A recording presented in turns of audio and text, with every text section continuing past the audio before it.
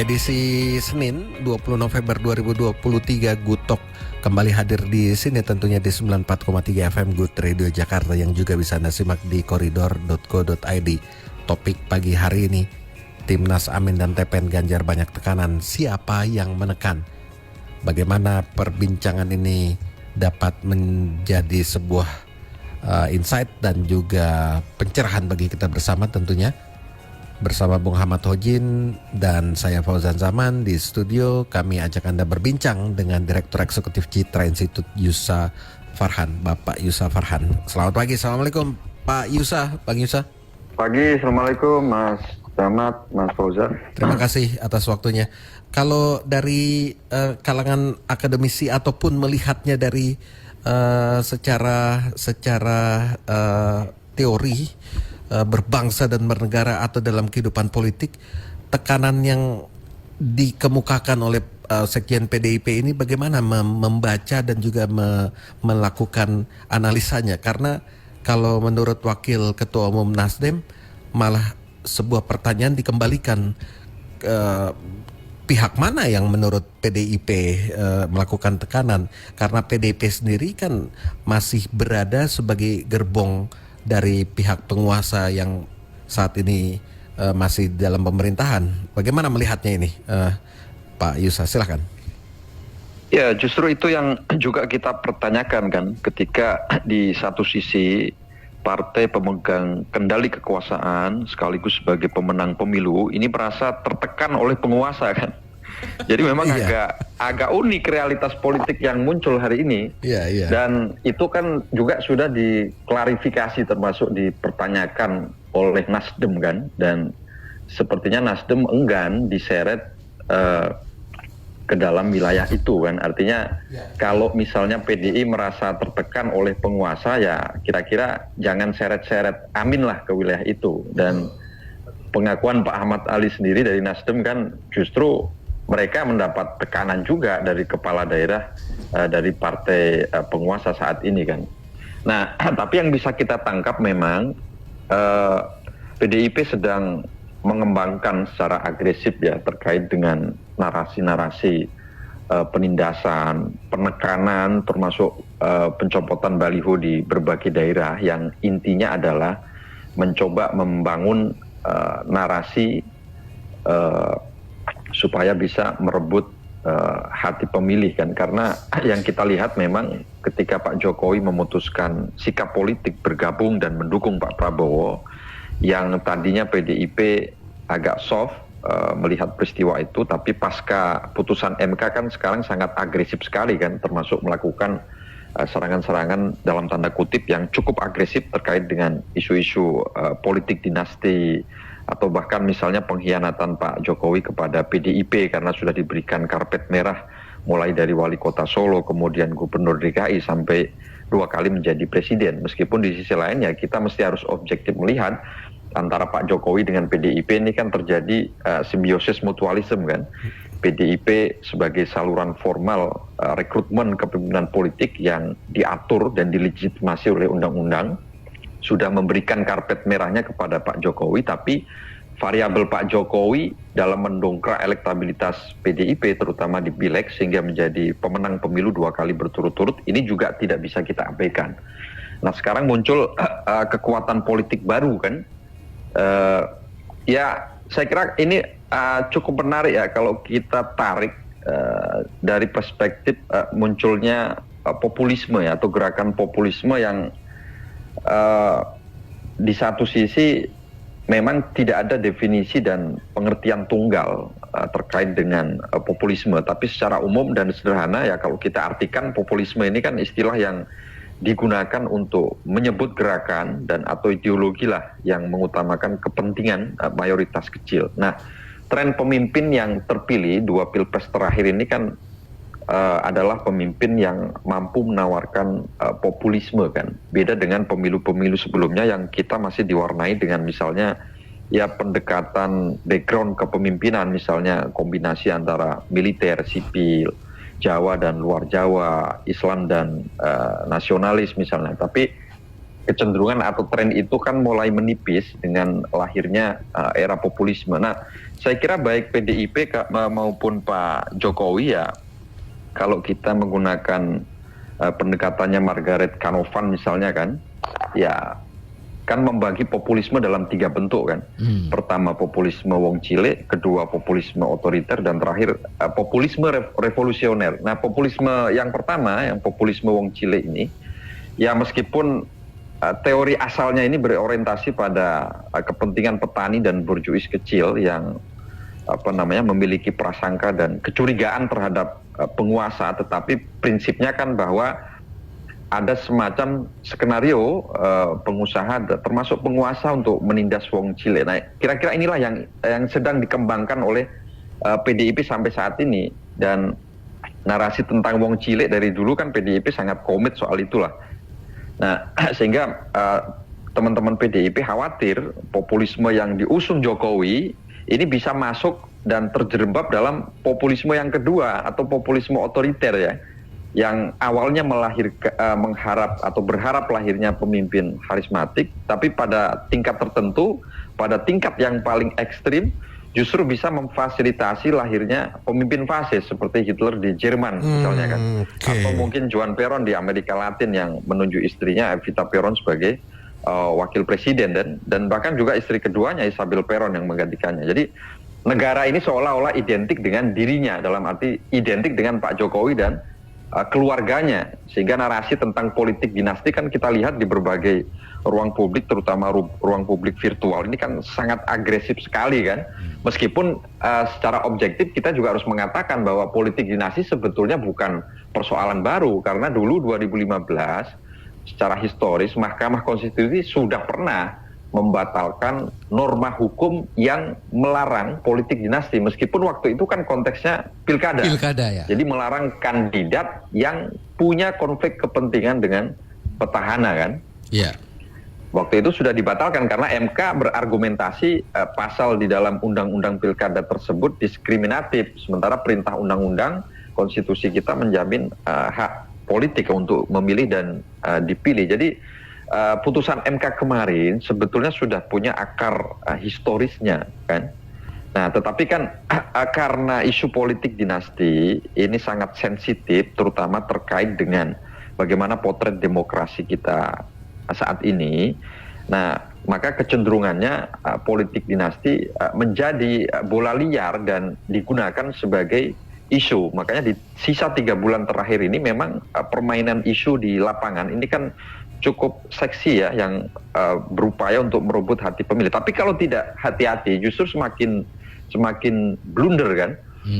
Nah, ini yang menjadi warning teman-teman PDIP untuk mengusung narasi-narasi yang lebih tepat dan sesuai dengan kondisi kita hari ini. Jadi saya kira PDIP berusaha mengajak porosnya Amin merasakan atmosfer yang sama, adanya penindasan atau intervensi kekuasaan terhadap proses perjalanan atau pelaksanaan pemilu 2024. Tapi sepertinya kan Nasdem enggan diseret ke wilayah itu. Ini yang memang menarik ya. Jadi konfrontasi atau pertentangan politik antara Pak Jokowi dengan PDIP ini bukan soal drama politik, dan dari berbagai indikator memang itu realitas politik yang nyata kan, bahwa hubungan yang terjalin antara PDIP dengan Pak Jokowi memang mengalami pasang surut. Nah, klimaksnya terjadi ketika Gibran diberikan atau dibuka kerannya bisa menjadi calon wakil presidennya Pak Prabowo melalui putusan MK nomor 90 kemarin kan.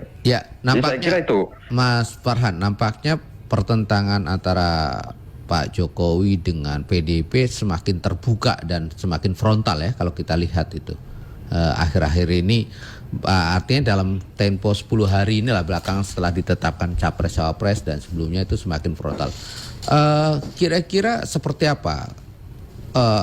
Apakah pertentangan konfrontasi ini akan berjalan lama karena PDIP kan memiliki kursi dan akan pemilu legislatif, sementara Pak Jokowi meskipun dia sekarang punya kekuatan tapi kan nantinya sudah tidak berkuasa lagi pasca Oktober 2024. Nantinya akan terus pertentangan ini dan saling ya Kalau makanya PR besar Pak Jokowi sekarang ini kan tidak ada pilihan lain kecuali memenangkan Pak Prabowo Gibran, karena itu menyangkut masa depan dan agenda-agenda kepentingan politik Pak Jokowi kan. Bahwa terjadi konflik atau pertentangan antara Pak Jokowi dengan PDIP itu realitas politik yang memang tidak bisa kita pungkiri kan.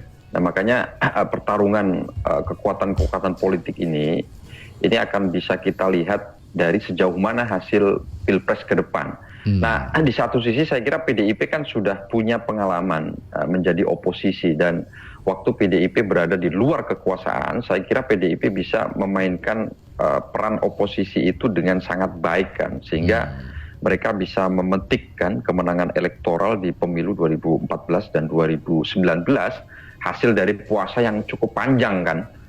Nah, tetapi juga variabel Pak Jokowi kita juga tidak bisa mengabaikan terkait dengan elektabilitas PDIP yang trennya cukup positif di 2 kali pemilu terakhir kemarin kan. Jadi hasil Pilpres akan menentukan sejauh mana hubungan Pak Jokowi dengan PDIP. Kalau misalnya Pak Prabowo Gibran yang menang, ya pasti Pak Jokowi tidak mungkin tidak ikut mengendalikan berjalannya kekuasaan. Nah, apakah PDIP misalnya dalam posisi yang kalah bersedia bergabung atau tidak, ya saya kira kita melihat perkembangan ke depan yang masih cukup dinamis. Tapi sekali lagi PDIP sudah pernah punya pengalaman oposisi, dan kalaupun PDIP kalah, Pak Ganjar Mahfud kalah dan memainkan lagi peran oposisi, ini jauh lebih bagus menurut saya, karena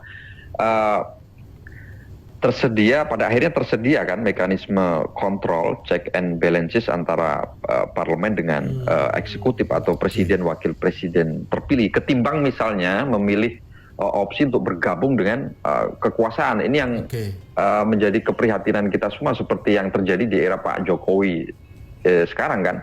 Nyaris tidak ada partai politik yang memainkan peran oposisi karena semua diborong masuk ke dalam pemerintah, kecuali hanya PKS dan Demokrat kan. Oke. Nampaknya yang diuntungkan dari konflik ini pasangan Pak Anies dan Muhaimin, karena dari survei terakhir bahkan sudah naik drastis. Kalau ada ya survei Poltreking naik 6% dalam hari terakhir. Apakah kecenderungannya itu akan begitu? Kecenderungan itu terbuka ya, tapi kalau melihat tren elektabilitas Pak Anies Caimin, ini kan memang dari berbagai hasil survei, lembaga survei kan memang terpautnya cukup jauh kan dengan Pak Ganjar maupun Pak Prabowo. Sehingga kalau porosnya Pak Anies dan Muhaimin ini memetik keuntungan dari konflik atau prahara yang terjadi antara porosnya Pak Prabowo dengan porosnya Pak Ganjar, ya saya kira itu berpengaruh, tapi tidak cukup signifikan untuk mendongkrak elektabilitas pasangan Anies dan Muhaimin. Karena kenapa? Ya karena narasi perubahan yang diusung oleh teman-teman di porosnya Pak Anies Muhaimin itu juga narasi perubahan yang tidak cukup detail. Karena di satu sisi ya Nasdem berulang kali, bahkan menterinya dipretelit pun dalam tanda kutip, ini kan masih menyatakan setia kepada Pak Jokowi kan. Ya. Jadi ini yang menjadi problem, bahkan ketika ditarik ke wilayah problem antara Pak Jokowi dengan PDIP terkait dengan potensi atau adanya intervensi aparatus negara, juga sepertinya Nasdem kan enggan. Ini yang menjadikan narasi perubahan ini tidak cukup menarik secara all out, secara total dari orang-orang yang cenderung tidak mau lagi terhadap kepemimpinan Pak Jokowi. Jadi positioning politik Nasdem beserta gerbongnya PKS di sana ini juga cukup problematik dan dilematis kan. Di satu sisi mereka menyatakan dukungannya kepada Pak Jokowi, Nasdem, tapi di sisi lain mencoba mengurusung narasi-narasi perubahan. Ya, apakah pasangan Anies Caimin ini bisa terus naik elektabilitasnya? Ya saya kira tergantung bagaimana mengelola isu-isu yang sensitif di sisa 3 bulan terakhir ini ya. Tetapi secara teoritis memang kan kalaupun kita tidak menggunakan metodologi survei katakanlah ya, kan itu bisa dihitung dengan cara yang cukup sederhana ketika approval rating atau tingkat kepuasan publik terhadap Pak Jokowi itu cukup tinggi, bahkan katakanlah di angka 80% kan. Nah, 80%-nya ini kan tentu terbelah menjadi dua kan. Ada sebagian yang mendukung Pak Prabowo, ada sebagian juga yang mendukung Pak Ganjar, sehingga sisanya itulah yang terakumulasi mendukung Pak Anies. Kira-kira begitulah trennya. Oke. Maka ketika variabel Jokowi sudah masuk ke dalam lingkaran porosnya Pak Prabowo, ya tentu semakin sulit bagi porosnya Pak Anies untuk berharap, bahkan berharap swing voter yang belum menentukan pilihan untuk bergabung bersama-sama dengan porosnya Pak Anies Muhaimin. Oke, Pak Yusa, kalau melihat dari narasi yang dibangun ini, artinya ada sebuah potensi konflik yang mungkin tidak bisa terhindar. Bagaimana melihat potensi konflik yang tidak bisa dihindari ini, dan mungkin juga Pak Yusa punya berbagai isu untuk bisa melakukan cara untuk mengatasinya, karena kalau manajemen konflik ini tidak bisa diantisipasi di awal, maka mungkin semua tiga paslon ini pasti akan melakukan hal-hal yang sifatnya menjadi blunder. Artinya rakyat mendapatkan kenyataan yang semakin membingungkan di tengah tiga pilihan ini. Silakan Pak Yusa. Iya, potensi konflik sangat terbuka ya kalau melihat kecenderungan konfrontasi antara Pak Jokowi dengan PDIP. Tapi apakah bisa rujuk kembali? Ya saya kira ini kembali pada bargaining masing-masing poros. Kalau sekiranya PDIP bisa menggaransi kepentingan Pak Jokowi, ya bukan tidak mungkin terjadi rekonsiliasi politik atau rujuk kembali lah, kira-kira begitu kan. Dan kalau melihat tipenya Pak Jokowi dari sisi kepemimpinan politik kan memang lebih menggunakan pendekatan-pendekatan kompromistis atau akomodatif kan. Nah saya kira sekali lagi kalau Pak Prabowo dan Gibran memenangkan Pilpres, ya kendali kekuasaan saya kira tidak bisa dilepaskan dari pemerintah Pak Jokowi. Nah kembali lagi pada sikap PDIP kan, apakah tetap memilih jalan berseberangan dengan memainkan peran sebagai oposisi, ataukah bergabung di pemerintahan Pak Prabowo Gibran, ya, ataukah sebaliknya misalnya pada saat Pak Ganjar Pak Mahfud memenangkan Pilpres, apakah Pak Jokowi memilih jalan berseberangan ataukah melakukan rekonsiliasi, ya ini tergantung dari bargaining masing-masing poros. Saya kira perkembangan politik masih sangat dinamis ke depan.